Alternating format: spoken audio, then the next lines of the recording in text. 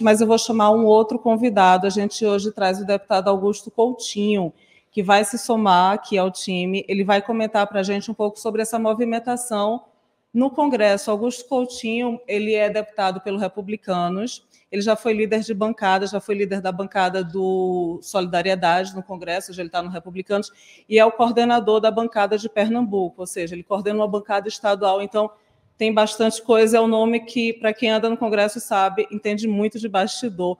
Tudo bom, deputado? Como vai o senhor? Bom dia, Júlia. Bom dia a todos aí, nossos ouvintes, a todos que estão no debate. É um prazer enorme estar com você. Peço um pouco de desculpa pelo atraso. Aqui nós estamos exatamente agora numa reunião da bancada do Republicano, tratando exatamente sobre a pauta da semana. E, portanto, eu tive de sair para que a gente pudesse conversar um pouco sobre essa semana que me parece bem eletrizante. Então, maravilha, se está tendo reunião é porque tem novidade, não é não, deputado? Me conta um pouco, como é que está o clima no Congresso? A gente tem essas 3 pautas econômicas. O que é que está em movimentação hoje no Congresso? Explica para a gente desculpa a palavra, mas esse furdunço que deve estar o Legislativo hoje. Bom, na verdade, nós temos aí a pauta do CARF, que é uma matéria importante para o governo, muito importante, e que eu não acredito que vai ter maiores dificuldades. Acho que é uma matéria com um quórum simples de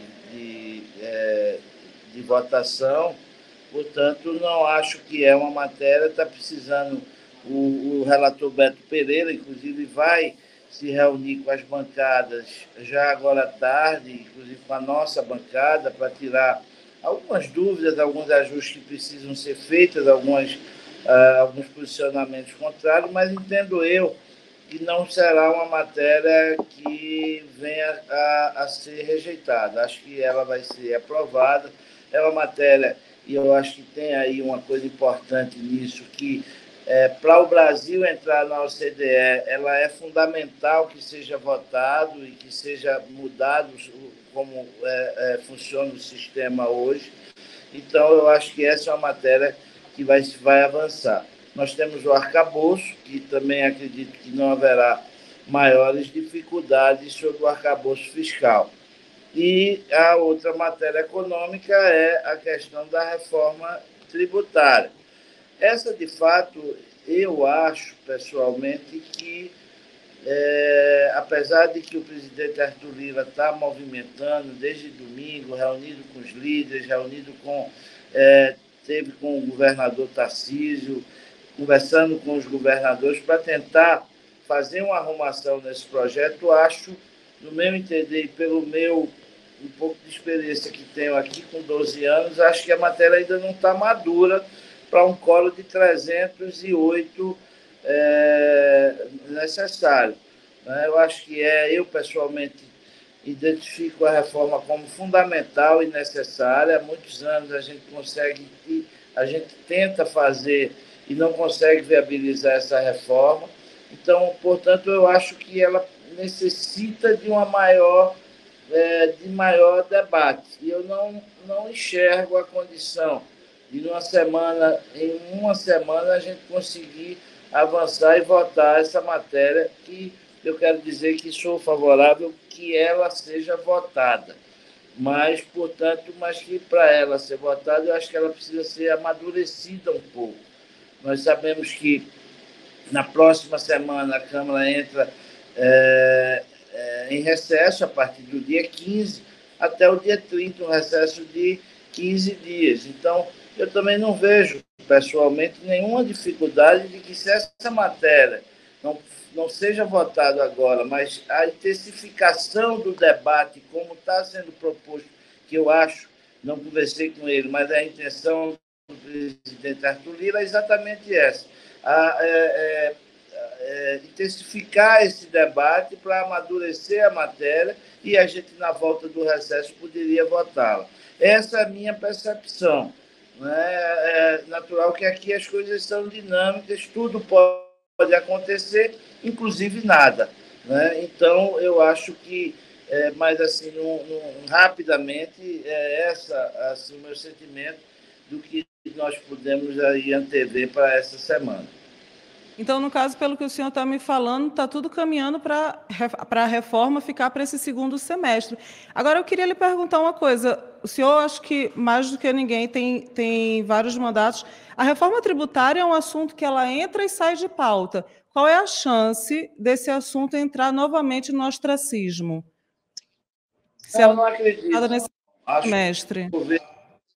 o governo tem a determinação de votar, o governo já definiu que precisa votar essa matéria esse ano, que quer votar essa matéria esse ano. O Brasil passa um momento de dificuldade econômica e por vários fatores e vários motivos, mas também uma dificuldade mundial, e eu acho que a gente avançando com a reforma tributária, a gente vai dar uma grande contribuição à economia do país. Esse é o sentimento. Eu acho que o fato de que ela não seja votada nessa semana, ela pode muito facilmente ser votada na semana subsequente do retorno, a partir do dia 1º de agosto. Eu acho que é muito mais prudente que assim seja feito, porque para você ter um quórum de 308, é um quórum qualificado, é um quórum que precisa ser mapeado, é um quórum que precisa ser conversado com as bancadas. Então, eu acho que realmente, no meu entender, não será estratégico para o próprio governo que ela seja votada, porque eu acho que ela ainda não consegue ter o entendimento da maioria. Por exemplo, se você não sei se saiu do ar, porque não estou vendo ninguém aqui, mas... Estou aqui, é que a gente deu destaque para a sua imagem. Perfeito. Então, eu não sei, de fato, veja bem, para essa matéria avançar, Júlia, eu acho que é importante demais você primeiro alinhar com os governadores. Alô, deputado, consegue me ouvir? Consegue me ouvir? Eu acho que deu uma... O senhor tocou em alguma coisa aí que ficou no mute. Ops. Agora. Agora a gente está lhe ouvindo. Desculpa, tecnologia também não é muito meu forte, não. Eu confesso que volta e meia eu me atrapalho nos 1.500 botões. O senhor estava falando que o desafio, então, é conseguir conciliar a reforma com os interesses dos governos, não é isso?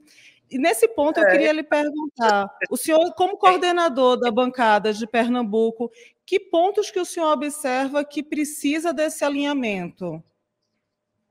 Não, Júlia, na verdade, eu não tive, por parte da governadora Raquel, nenhum posicionamento, nem indagação à questão da matéria.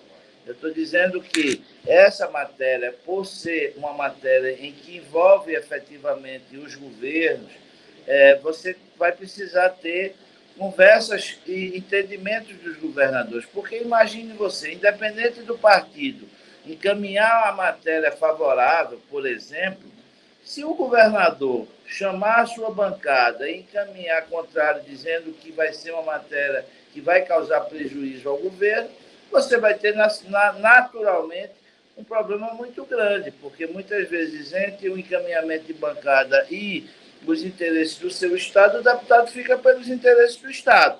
Então você tem de resolver essa resistência inicial.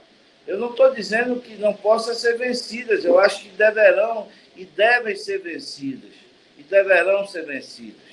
A gente, o que vê, na verdade, são estados que já são muito ricos, como São Paulo, e reagir por perder, ou se vai perder alguma coisa. Não é? Então, mas a gente precisa conversar. Tem um fundo aí para se discutir, tem uma série de coisas a se fazer. Depois você precisa discutir nos partidos políticos. Então, existem partidos como, por exemplo, pelo PL, eu tive a informação não sei se corresponde, o que seria, no meu entender, um encaminhamento equivocado, mas o encaminhamento do partido seria para fechar a questão contra a matéria, o que você já tira aí, pelo menos, uns 20 votos, possíveis 20 votos a favor da reforma tributária. Então, é uma matéria com quórum qualificado, de 318 deputados. Se não fizer bem mapeado, se não fizer bem organizado, ela não vai passar. E aí sim, se vota e ela não passa, aí de fato é muito ruim, porque aí ela vai ser efetivamente arquivada, e daqui para que você construa uma nova condição para votar, aí eu não sei se ainda se será nesse governo, entende? Mas o que eu acho que precisa ser feito a reforma precisa. Então, a gente precisa conversar mais, dialogar mais. Eu não consigo enxergar uma matéria de tal complexidade que você consiga votar agora nesses terça, quarta, quinta e sexta. Eu não consigo enxergar isso. Eu participei diretamente como líder na votação da reforma da Previdência. Era também uma matéria muito complexa e árida, e a gente teve que negociar bastante, cada bancada, cada posicionamento, e a gente não conseguiu votar essa matéria em uma semana. Nós votamos, eu acho que talvez em um mês.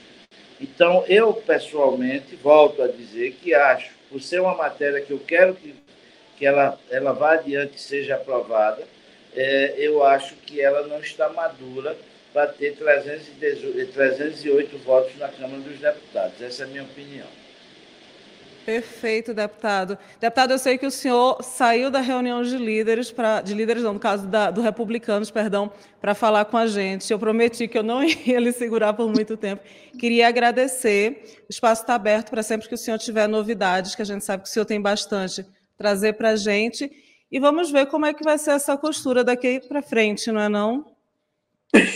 Bom, Júlio, eu agradeço também a você pela oportunidade. Para mim é um prazer. Você é uma profissional que eu admiro muito e conheço. Aliás, você é pernambucana, né? E a conheço de muito tempo, desde o seu início de carreira. Então, eu sei da sua qualidade profissional e quero dizer que para mim é um prazer muito grande estar participando aí nesse momento com você. E quando for convidado, só é chamar que a gente chega junto, tá bom? Obrigada. Bom trabalho hoje.